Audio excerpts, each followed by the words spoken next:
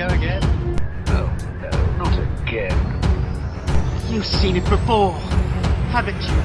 Dom, how long have we been doing this? Once more unto the breach, dear friends. Again and again and again until we're both dead.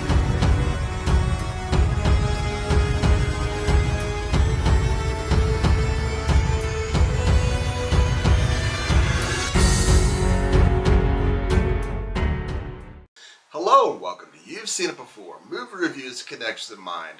The Fall Guy is the latest film from director David Leitch, and this stars Ryan Gosling as Colt Seavers, a stuntman who's the stunt double to the world's greatest action star, Tom Ryder, and when said action star goes missing, it's up to Colt Seavers to find the star and get it back on set in time to win back the heart of director Jody Moreno, played by Emily Blunt. However, as he finds out very quickly, life is not always as clean as the movies. Now, this review will contain spoilers of The Fall Guy, as well as certain other things.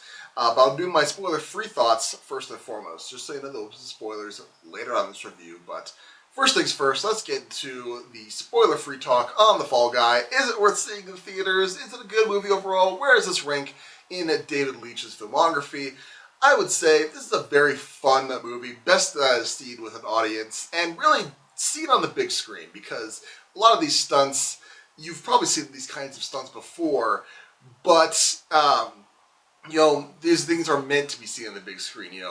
Make whatever Nicole Kidman would come to this place AMC ad jokes you want, but this is really a love letter to the Hollywood stunt community. And if there's any movie that's going to restart the Oscars for Stuntmen campaign, this is going to be it, because this really is a love letter to the stunt community. And I found out this later after seeing this movie that apparently this movie set the Guinness World Record for the most cannon flips of a car in a movie, which I believe beats the previous world record, which was one of my personal favorite movies, Casino Royale, which had a large number of cannon, the cannon fires and the car flips around. So there's that going for this movie. But really, if you're going to see an action movie, there's a lot to choose from. Why choose The Fall Guy? Mainly because this leans hard, as I said, as a love letter to the Hollywood stunt community. It leans hard into showing the stunts being performed, both in the context of the story, being Ryan Gosling's character is a stuntman, and they're in the process of making a movie. So you'll see them flip back and forth certain instances between, this movie's gonna look like, as a finished movie, and then here's, how they're achieving that stunt, with wires and pyrotechnics going on and crash mats and all that. And that's fun, but stick around to the, end credits, and they also show, how the actors in this movie themselves are making the movie as the stunts. I mean, they really were doing a lot of these stunts when they're showing that, yes, they're doing the real stunts to the movie. There's the kind of the meta thing associated with that. But so yeah, when you see a car chase going down, I think they're supposed to be all in Sydney, Australia at this point. So you see car chase going down, fighting guys in the back of a dump truck down the streets of Sydney. That gives it that extra layer of fun associated with that, because you are in on how they are making this.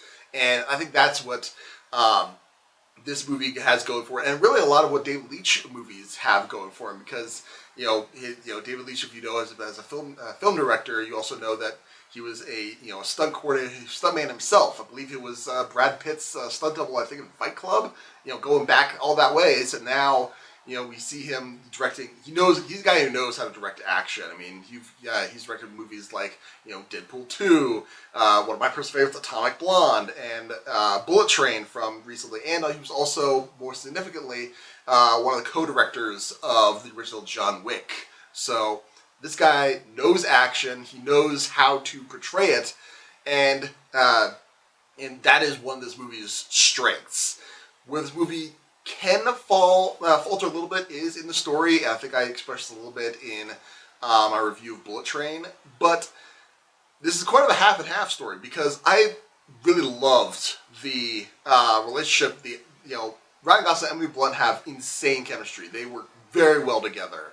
And when they're trying to reconcile one another, and it's kind of a small, when you think about the stakes are kind of a small story that do get bigger by the end, but, overall it's just, Stuntman and the director are in a relationship, they have a falling out, and then it's like, all right, how do I make this up? How do I get back together with you on that? Or, not even that, it's like, how I want to have your dream succeed. How do I help you make that dream succeed?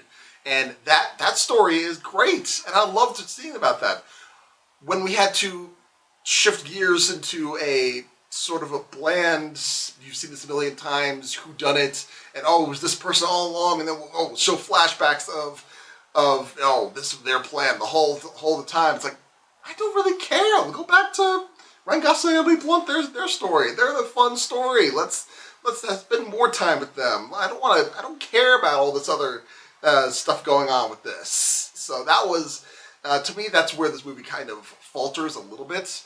And, truth be told, I did start to feel the movie's length near the end. And that's supposed to be, the big climax of the movie. And big climax is fun. There's some great action scenes and, great car shots going on there. But, by the time we got to that point, it's like, all right, let's start wrapping up. And to its credit, by the time the action scene is over, it really does wrap up very quickly by the end of that. So there is that to its credit. But I maybe I'm just weird this way, but I think I'm probably not alone thinking that you could have trimmed out some of that extraneous stuff outside. Like I said, the non-Ryan Gosling, Emily Blunt chemistry scenes together, and we could tighten things up a little bit. But that being said, I think that anyone who is a fan of action, a fan of the way movies are made, or at least want to know more about how the way movies are made, and is a fan of, it was a charming love story, with that, I think you're going to have a great time with The Fall Guy. So if I was going to give The Fall Guy a letter grade, I would say this is a solid A. My, little nitpicks aside, I can't quite give it an A+, but I would say this is definitely an A effort. As far as David Leitch filmography goes, this is not my favorite of his. I think that's still Atomic Blonde for me personally. But this is definitely a solid entry, and I highly recommend checking it out if you're in the mood for this sort of thing. So those are my main spoiler-free thoughts on the Fall Guy. Now let's get into some spoiler talk as certain plot developments and character arcs that may seem familiar to you and where you may have seen them before. And I don't have a whole ton to talk about this, mainly because it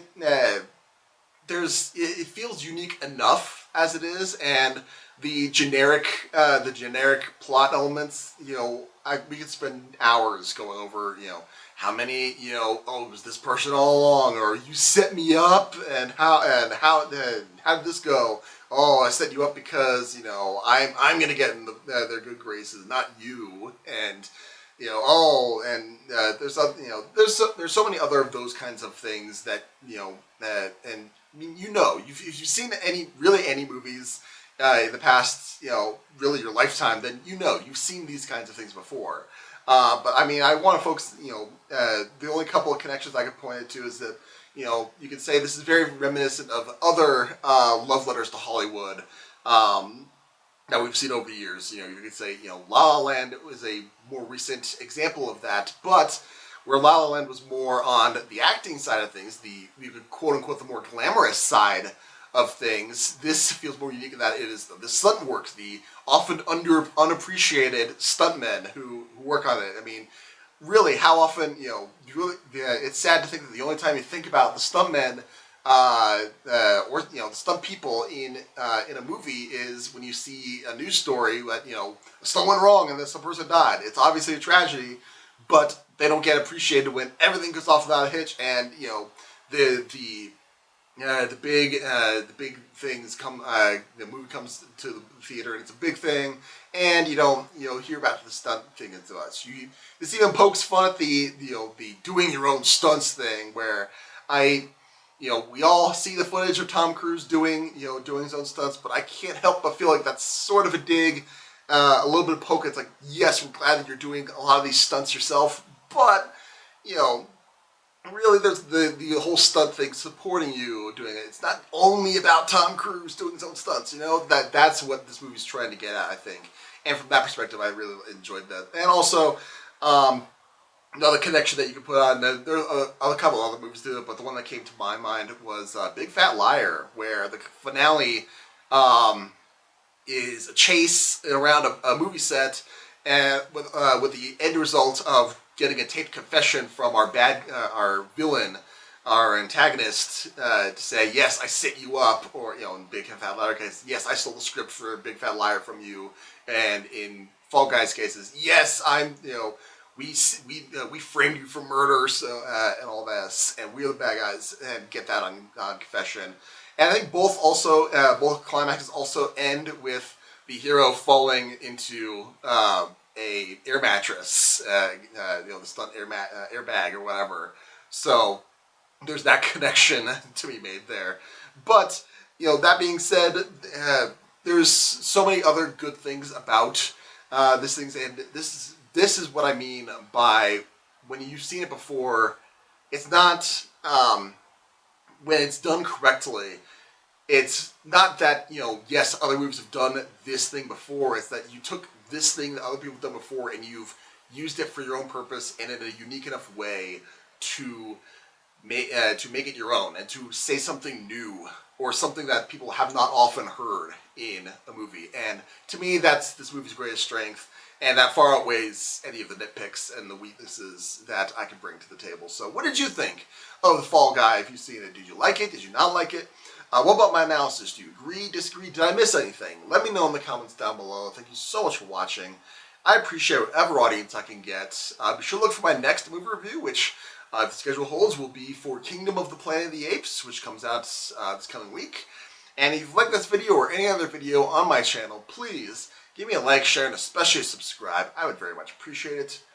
Again, thank you so much for watching. Just remember, there is nothing new under the sun.